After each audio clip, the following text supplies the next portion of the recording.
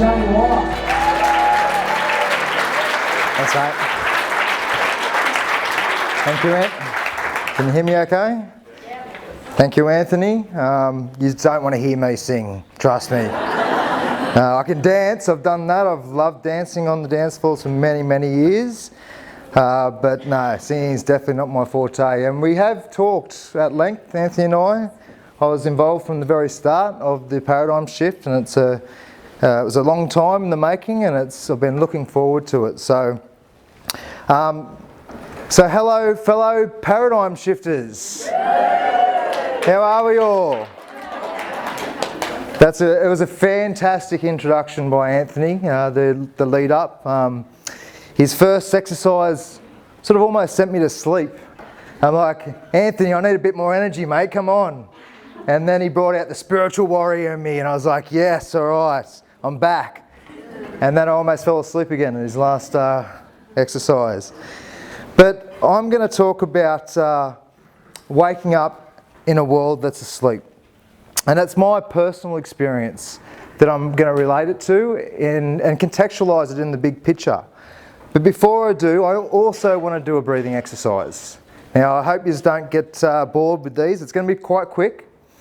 But breathing's pretty bloody important, wouldn't you say? We don't do it for a couple of minutes, that's pretty much it. So I want to show you a quick exercise and see if you can sort of understand what I'm doing. So all of us together, I want us to breathe in for 3 seconds, breathe out for 5, breathe in for 5, and then out for 8. So in 3, out 5, in 5, out 8. We all got that? Okay. On the count of 3. 1, 2, 3.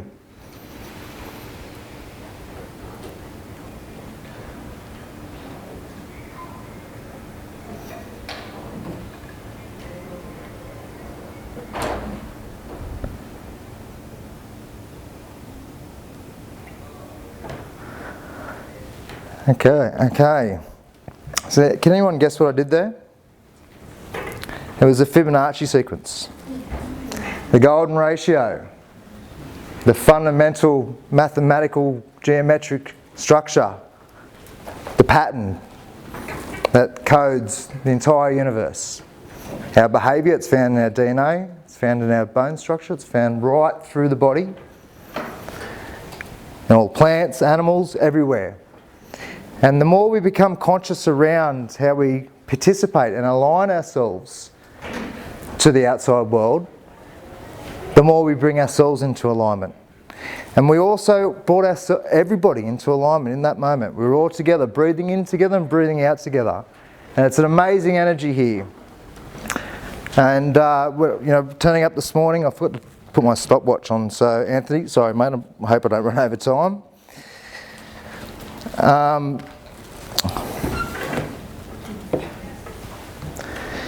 But it's absolutely amazing. They've got so many conscious people in the same room.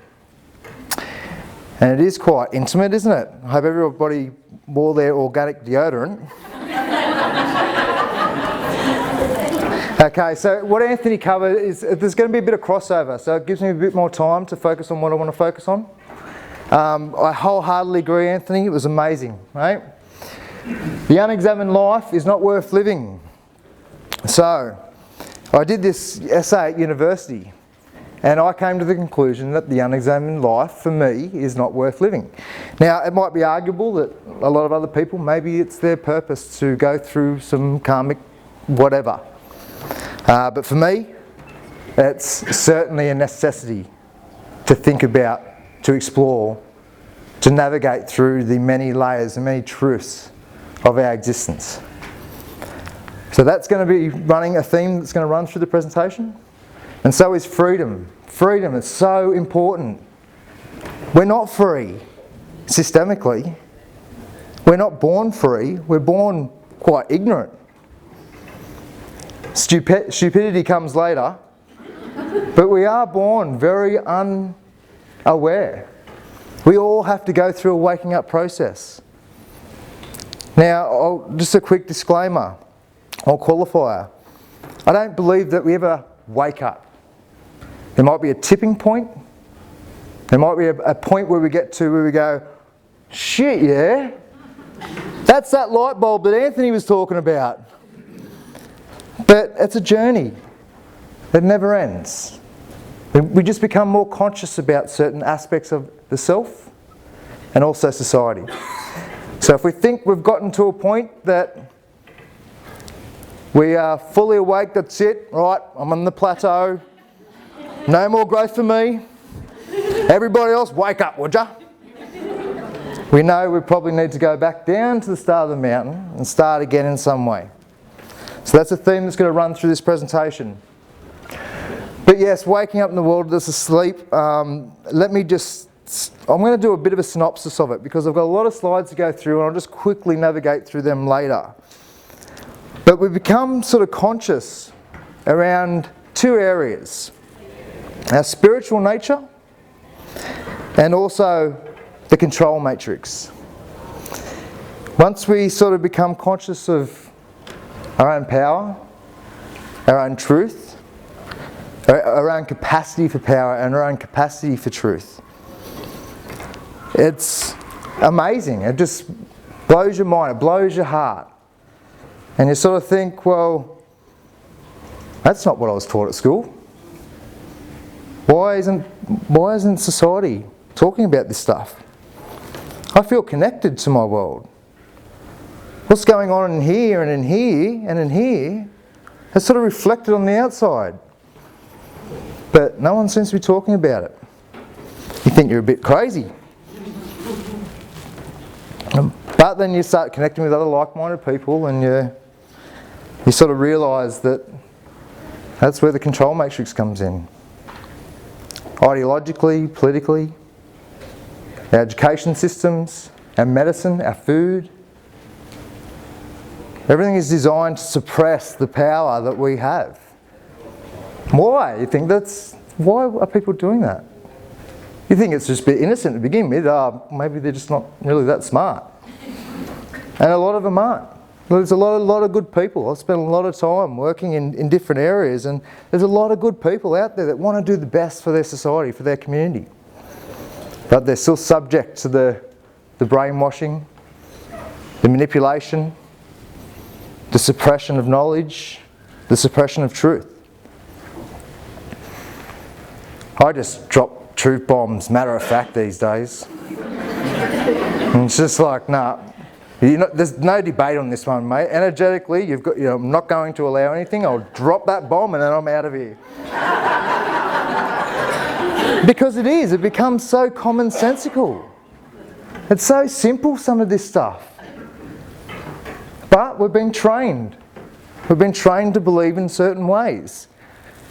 And then when those expert minions are out there, the expert idiots, all those scientists and academics and politicians and teachers and journalists, they're saying one thing, it's a bit hard to sort of challenge that with people. But, as Anthony said, the paradigm shift is happening. There is a shift in consciousness. There is a shift in energy. We can't sort of hide from it. Our bodies, our minds, our hearts, they're forcing us to start considering different ideas, different ways of living, what's healthy, what's not. Everybody's a part of that. And so when you drop your little truth bomb, somebody might go, hang on, that's why I'm feeling like that, and they can make that connection. So, anybody felt like that? Now I use this image because I completely agree with Anthony. Let's not condemn people, belittle people, think we're better than people. That's all bullshit. No one is better than anybody else. We might be a little bit more conscious, we might be a little bit more developed in certain ways. That's fine. We all got our strengths and weaknesses. But damn, it felt good when you started to realise you were jumping over the matrix, But yes, the world is awakening. It's amazing. You can just talk to anybody on the street. And, we had some electricians and just other people come around at one stage, and I was like, so how's about those politicians, eh? And they're like, yeah, pretty bad. I was like, how's about the medicine? Yeah, it's pretty fucked up. And you just explore this stuff with people. I was speaking to one lady in the bakery, and she got it really well mathematically with what I was ordering. And I said, oh, you've either done that a few times or you're really good at maths. And she goes, nah, I've done that a few times. I left school in year 7. I said, well, that's great. You weren't indoctrinated like the rest of us. And her response was amazing. She was like, yeah, no, you're bloody well right. I'm free, baby. So people are getting little bits here and there along the path, you know.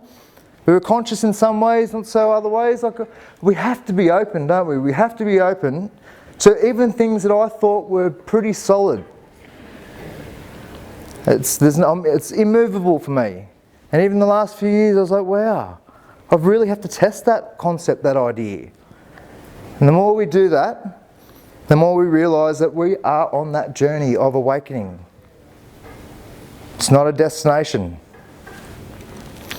But so energetically, consciously, you know, the community sense, it's all happening on an individual and a collective level.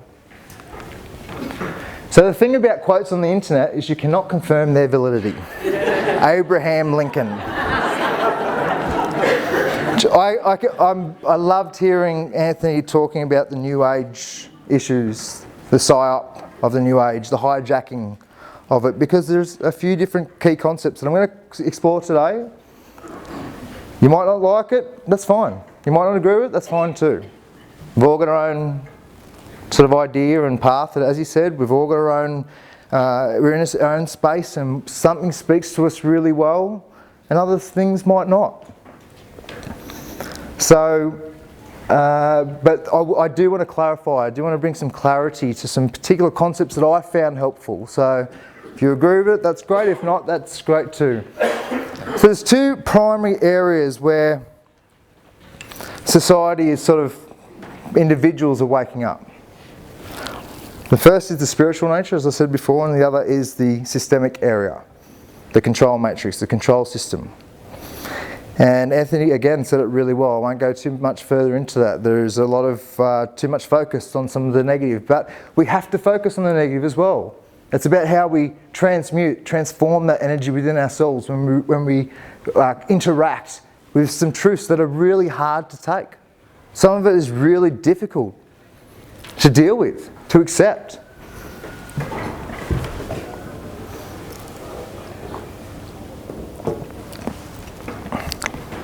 But that doesn't mean we should keep our heads in the sand about it.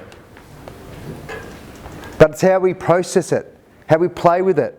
We're an electromagnetic being, an electromagnetic universe. We're energetically dancing with the world around us. And how we respond to some of this more harsh information is very valuable. It is very, very important. And the more people doing it, I don't know if you've ever seen that picture with the networking around the world and you've got little dots. We are those dots. The more conscious people are providing that energetic grid and building that momentum, that spiral of energy around us, and amplifying the impact it is having on those that might be a little less conscious. And we were all that, weren't we? You know, to condemn people, it's just hypocrisy. I remember my journey, and I'm going to speak about a little bit about that now. But we all have a catalyst, I think. Sometimes we can look back and we go, oh, yeah, that was the thing that sort of made me start questioning stuff. The education system is one of them. Because, I don't know about you, but I look back on my schooling and I go, well, that was a complete waste of time.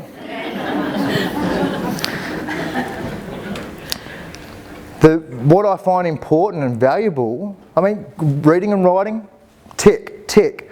Bit of maths, tick. The rest of the shit. Even when you get into ancient history and stuff, the history is like, oh God, not even that's bloody real.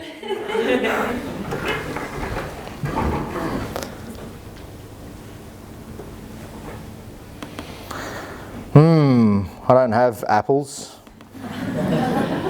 What do I do here? Click on the slide, yeah, and then at the top, Yeah. in the menu bar, you should see slideshow. Up here somewhere, there? No. You need to get PowerPoint. You're in Adobe. Ah, right. I'll let somebody come up and organise that for me, I think. As you can tell, I'm technologically proficient. Challenged, that's probably the word. I know what I know, all right? Yeah, well, that's right. Some of the schooling is amazing. It does have some great stuff. And there's some great teachers out there really trying to help society. No doubt about it. Great journalists, great politicians, great everything. There's good people everywhere. But they're just not really aware around what they're working against. You think it's a bit innocent when you start waking up around it, but then you realise, hang on, there is a complete agenda here to suppress the human spirit. When you look into some of the occult, the dark occults and their rituals, and it goes very deep. I don't like to even speak about it that often because it's another challenging thing to deal with, but it's there. So anyway, there are different catalysts. Mine was, all right, I was about 12, I think, something around that age. I was like, all right, here I am in the universe. But where's the universe? Like, where is it spatially located? And that twist of mind, that got me thinking. I'm a very rational person. My beautiful fiancée up there, stand up, take it. No, I'm just joking. She's very intuitive empath. She just knows, she gets stuff really easy from a very young girl. Myself, I was like, I want to understand this. Because if I'm crazy, I want to bloody know about it. And then I realised I sort of am a bit crazy. And I embraced that. I embraced the fact that I am creating this. I am a co-creator in this process. If I want to focus on what's actually happening outside and what's happening inside. So that's the reprogramming yourself. Terence McKenna, personal empowerment means deconditioning yourself from the values and programs of the society and putting your own values and programs into place. And that's that spiritual introspection, taking it serious, taking it not so serious, really understanding what's working for you and what's not. And then finally I realised I was happy.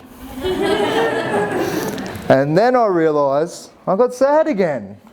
I was like, that's the roller coaster of life called happiness and sadness, okay. And that's where peace comes into it, contentment, because we can be content with the roller coaster of life. There's going to be challenging experiences, right?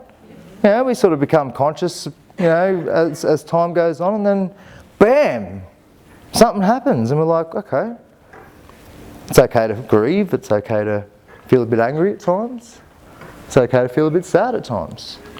Let's not suppress our emotional spectrum. It's a beautiful apparatus. It's there to be used. Maybe not as obsessively as what some people can, but we do need to use that spectrum in a way that's going to be healthy and functional and help drive the passion that we can give back to the shift. And then I realised that everybody else was sad. So I was not too bad, and then I looked around and went, oh God, pain-based behaviour, pain-based behaviour, pain-based behaviour, shit, get me out of this energy. And that's when I realised I need to give back, because it's a hard world out there, it's a harsh world. For many, it's a magical world, but it's also very harsh. So everything in balance except for balance. Play on the everything in moderation except for moderation. I completely agree with it. It's not about right, that's it. Okay, I can't move. I'm now balanced.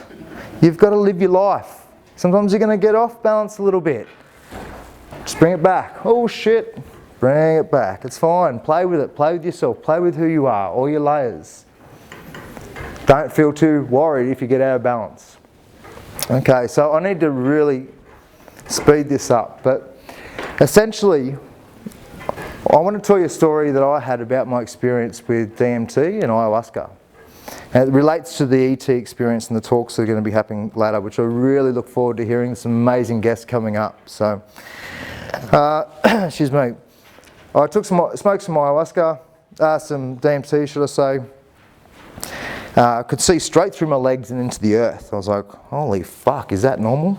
And then I was like, I better lay down and experience this. So I laid down and I went through a wormhole, and long story short, I came out in about 10 or 12 different layers. I could see on the various layers. And this layer was going, you're right over there? And I'm like, yeah, I think so, mate. And I was in this sort of like cave structure, and there was two multi-dimensional alien beings, whatever the hell they were. One was full alien, and the other one was half, and a hybrid of half human, half alien. I didn't feel scared, I didn't feel threatened.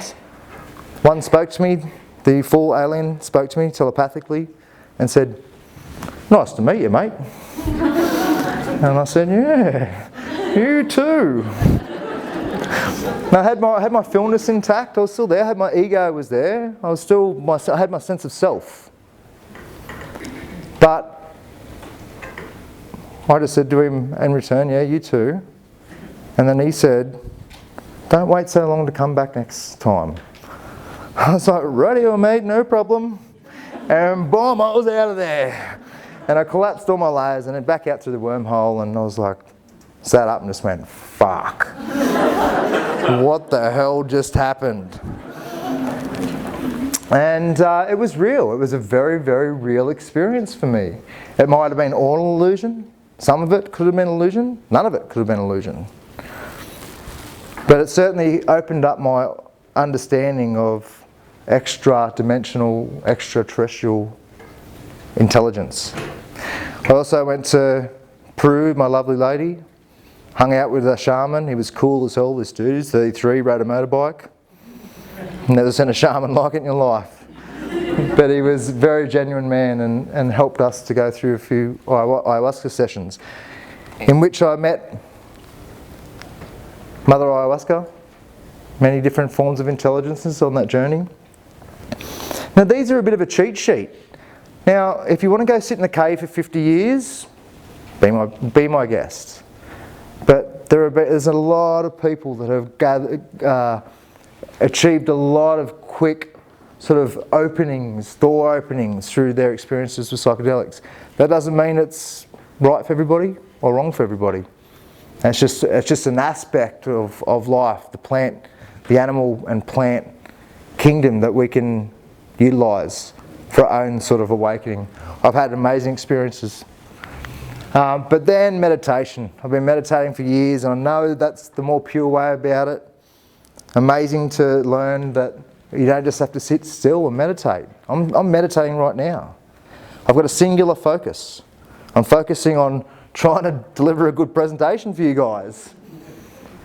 But that will put me straight into an alpha brainwave state, especially because I've got a lot of experience with it. I cheated a little bit again. Used the HemiSync, HoloSync, LifeFlow sort of programs well back in the day. And so it's easy for me to slip into a meditative state. I can feel it. My brain literally feels on fire. I'm like, you're right up there, mate.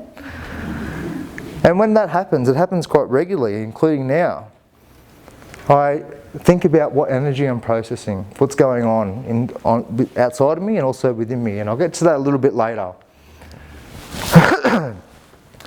Yes, we are a beautiful, energetic being playing and dancing with the world around us. I won't go into what Anthony talked about because he done that amazingly. Also, some people get confused around free will and destiny. Do we have free will? How does that fit into predetermined path? I like to look at it like this. This is what made sense to me a long time ago.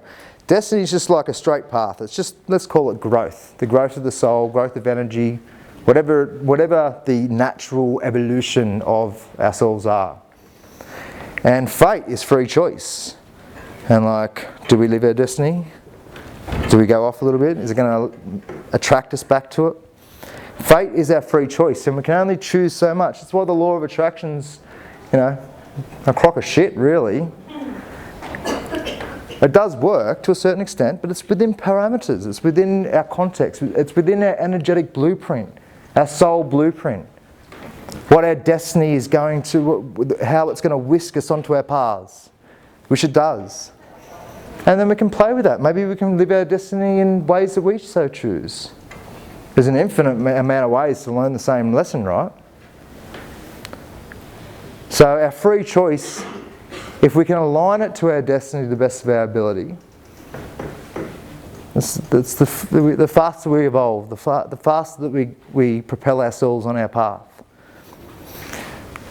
Another one, the ego. You heard me say before, the ego, I had my ego intact. I don't condemn my ego. Absolutely in no shape or form. It's there to be empowered. It's there to be expanded, enlightened. The ego is just a filter. We're not God. We're not consciousness itself. We're a snapshot of consciousness. We're a snapshot of God. We are connected to God, or consciousness, or whatever word you like to say. But we also have other truths as well. We are an individual human being, interacting with other human beings.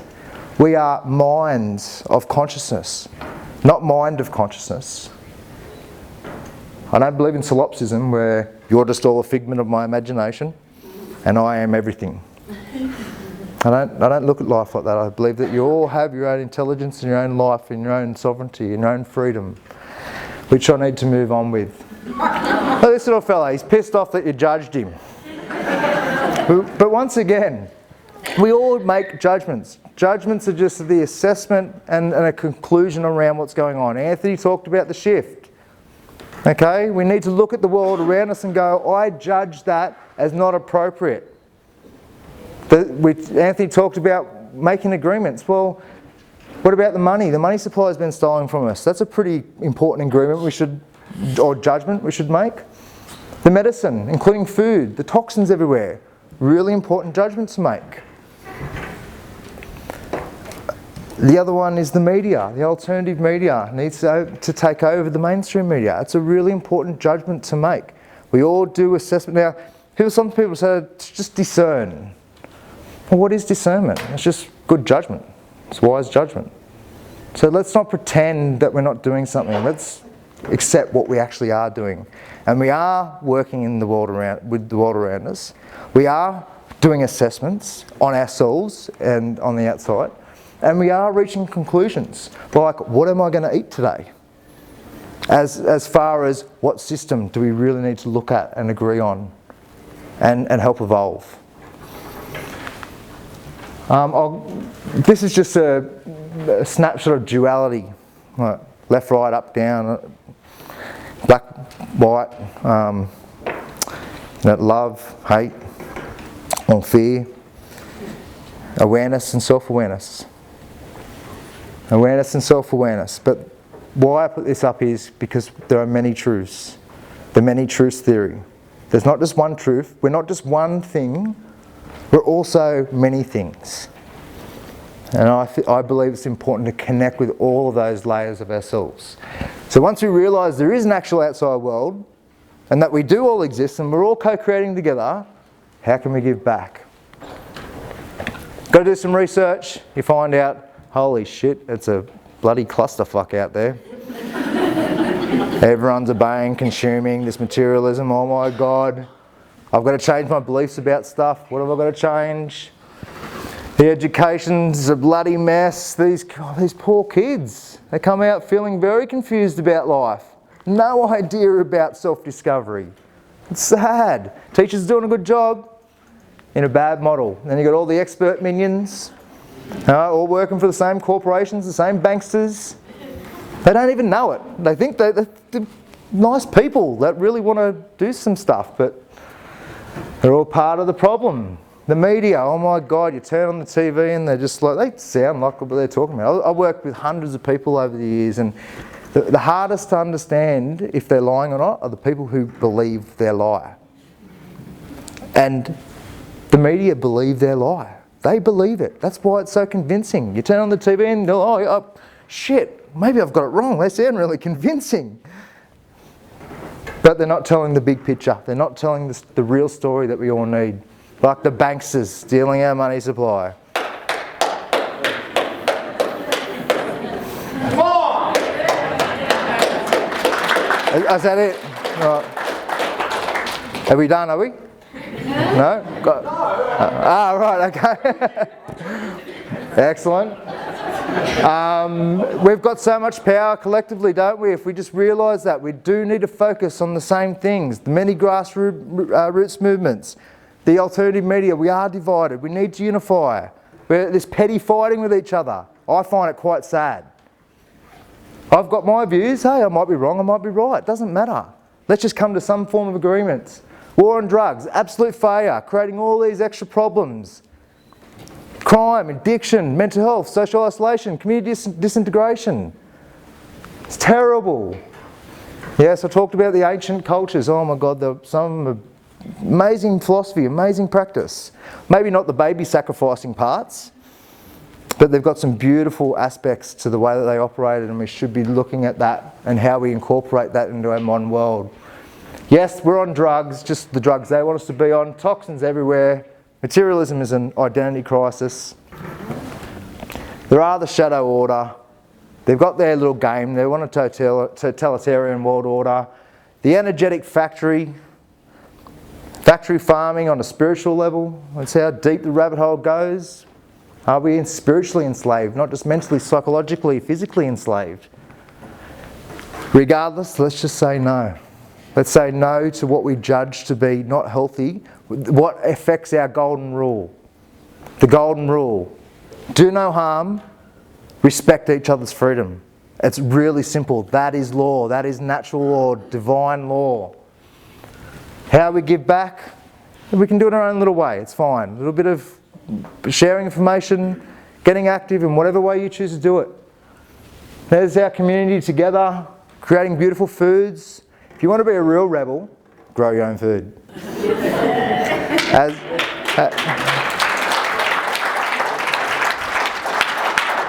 As Jeff Lawton said, you can solve all the world's problems in a garden, and I do agree with him there. Where are we going? The resource-based economy, maybe. I seem to resonate well with that. Jacques Fresco, Peter Joseph, Michael Tellinger, really good researchers. Will it happen overnight? Probably not. Will it happen in several decades? Probably. Who knows? I'm also an anarchist. I don't want no rulers. So this is the whole divide between the alternative media, alternative community. Well, we just want no government and that's it, and we'll determine it ourselves.